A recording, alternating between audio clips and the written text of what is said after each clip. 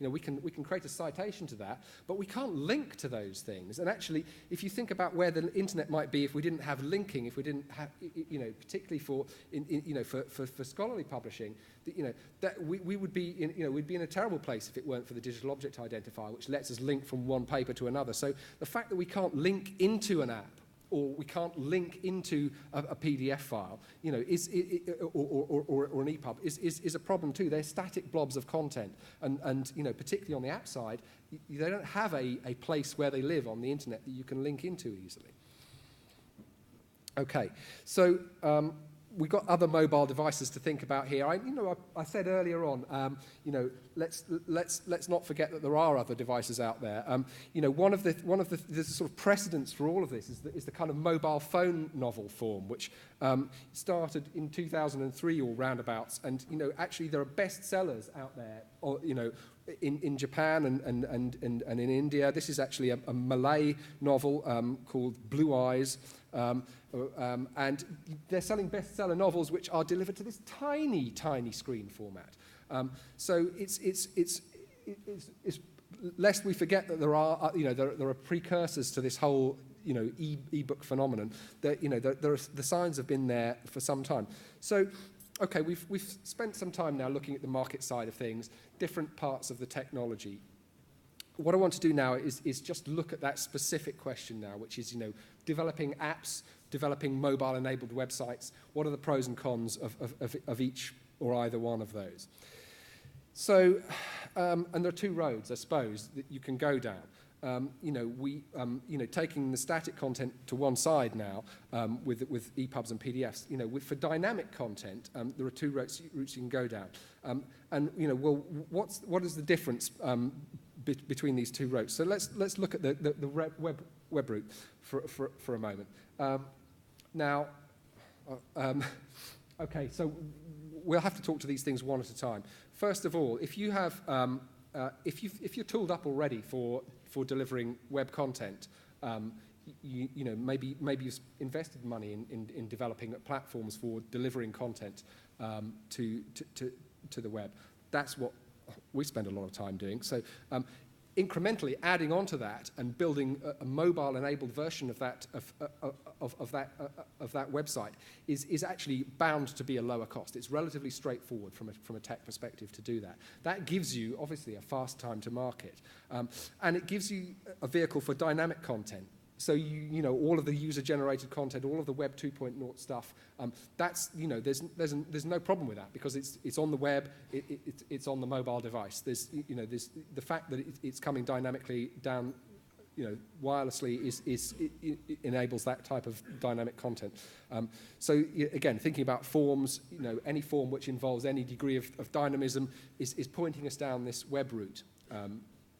Obviously, it's completely cross-platform and cross-device. It's easy for web developers to do. Well, I'd say easy. They kick me if I say that, but it's relatively easy to do from a web development perspective to target down to smaller form factor devices, to give you good user experience as well. A lot of the slick animations and the tricks that you see with iPhone applications, you can do those now with HTML5. There are ways of building your user interface so that it doesn't feel like you're using a website anymore. It feels exactly like using a web app.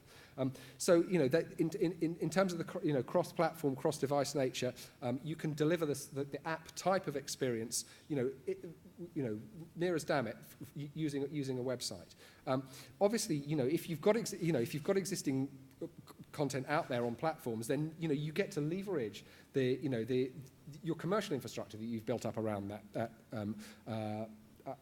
content, and that may well give you some new business models to boot as well. Thinking about how to take advantage of maybe some of the new forms that we were talking about earlier, and going back to the camera app, how to bring subscription into something that was previously only ever a book that was published once a year. So and again, from a technical perspective, obviously, if we're developing web apps already, then we can use our existing environment, our existing processes and tools. It's the same environment. There's nothing new to so we get a lot of leverage out of that, and we get leverage on the hosting and support side. So there's a lot of good reasons to think that developing mobile websites, is an absolutely viable way of delivering content onto mobile devices. However, there are always a set of cons against any set of pros. So it's worth just let's visit what those are for a second. Clearly, you need an internet connection. Well, I say clearly you need an internet connection. It's not strictly true, actually. HTML5 gives us a way of bringing web content onto a mobile device and letting it stay there, so that even when we're disconnected from the internet, we can still enjoy that content. We can still enjoy the experience of using that, what might appear to be an app, but actually in a disconnected environment. So that's not strictly true, but obviously internet connection required at some point clearly is true, because if we deliver, maybe we're talking about some of those more dynamic forms, they're going to need to go back to the web and get content updates on a very, very regular basis. One that sometimes gets missed, but I kind of alluded to this earlier, speed and particularly latency need care. So this isn't just about how quick your website is, but this is also there's a baked-in fact particularly with mobile phone networks at the moment, that there's a built-in latency with those things. So you send off a request to the server might be incredibly fast. It might generate the response incredibly quickly, but then it needs to get sent back. And because the mobile network is introducing a lag time, if you like, between sending the request out and getting it back again, that creates latency, which can create, you have to be very careful that it doesn't degrade the user experience, because nobody wants to build a web app which starts to dilute their brand because it doesn't work very well. Okay, on the cons, we mentioned that there might be new business models there. Therefore, the corollary to that is obviously that you may well need to put in some changes to the monetization infrastructure. And a potential downside again is that actually, how do you discover that you've spent this time building a new website or adding onto your existing website that's now looking much more like an app than a website on mobile devices? How do you discover it? How do you find out it's there? Do you need to actually engage in some more search engine optimization to make sure that people can find your content, that you've spent time investing in the delivery infrastructure for? Okay, so that's the sort of web side of things. Now let's turn it over and look at how that plays out on the app side of things. So obviously, on the app side of things, you get the most controlled user experience.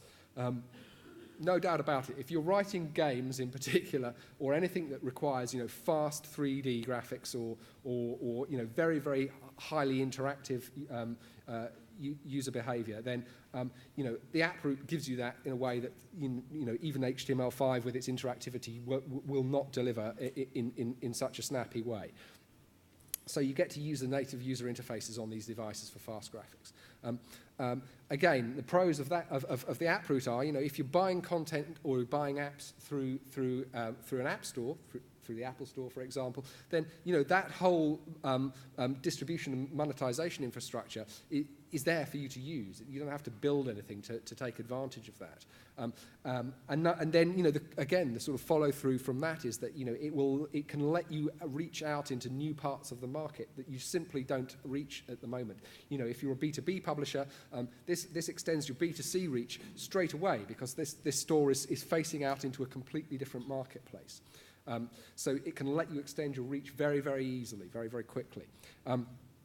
Apps, have a built-in upgrade mechanism. So, this can be a vector for pushing new content onto the device or adding new functionality. So, that's worth bearing in mind, because that's you get the same effect obviously with websites, because you can just upgrade them and then everybody gets the benefit straight away. But you do have a similar effect there with apps too. However, let's just again flipping it round the other way. What are the cons on the app side? First, it's custom development, so it's going to be more expensive. Of course, how much is the question that everybody wants to ask, and of course the answer is, it depends on what kind of app you're trying to develop. If you're trying to deliver simple ebook apps, then they're very, very simple and straightforward, and you can use one of the cookie cutter ones that I mentioned earlier. But nonetheless, this is new development. This is, you may well end up, when I say reinventing the wheel, if you've spent a lot of time building a great search engine, for example, for your existing content platforms, you're going to have to think again about building a new search engine or a different search experience inside an app, because that software